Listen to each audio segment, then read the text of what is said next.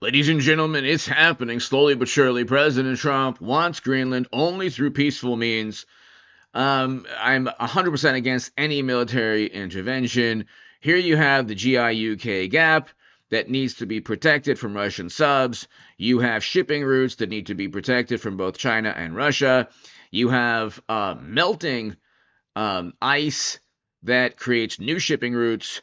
You can see here the Northwest Passage, and Greenland is vital to protecting the Northwest Passage. Here's the tariffs that President Trump is leveling regarding Greenland. Check this out, ladies and gentlemen. This is very, very important analysis.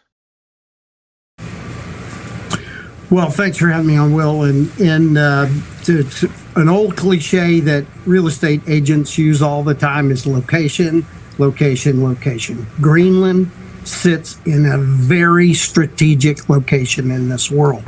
China wants transit in what is called the Northern Passage. As the ice recedes in the north, China wants to be able to use that commercial route, and they desperately want to be an Arctic nation, not like your sign said where they were talking about we're a near Arctic nation. They desperately want to sit on the Arctic Council so that they can help shape policy in that sea. And so China is very, very active in trying to be a part of what happens in these waters. And we've heard that we don't want the Arctic to turn into the South China Sea. But now let's talk about Russia. What are the concerns over Russian influence or presence when it comes to Greenland? Well, it's twofold now. One is economic and commercial, much like China. That northern passage through those waters you showed on your map, with all of that militarization, Russia wants to be able to control those waters so that they can collect the commercial benefit of transit through those waters. That transit saves 14 days on a ship's trip from Europe to Asia. Then secondarily, that gap you showed on your map, we in the military call it the GUIK gap, GIUK gap. It is the gap that all of Russia's boomers and very best submarines transit into the Atlantic and to challenge America and others in the Atlantic. So militarily for Russia, it's big, as well as commercially for Russia, it's big. General, you were also the Supreme Allied Commander of NATO, so now President Trump has talked very seriously about Greenland, beyond simply buying it. And one of the concerns that many have pointed out is that would mean the end of NATO. President Trump's response is, we are NATO. The United States of America is NATO.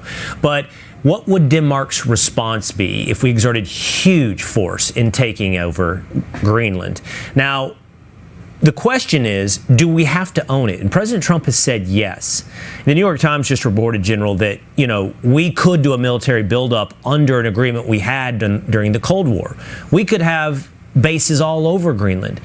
So could we get these security concerns accomplished or resolved without pushing NATO to the brink? What are the values in your mind of really owning Greenland?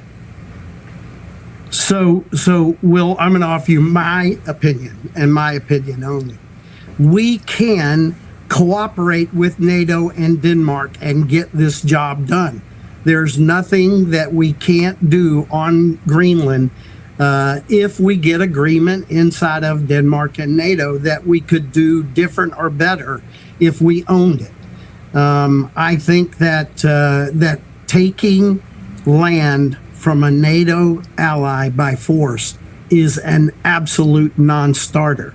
And so what we need to do is find that.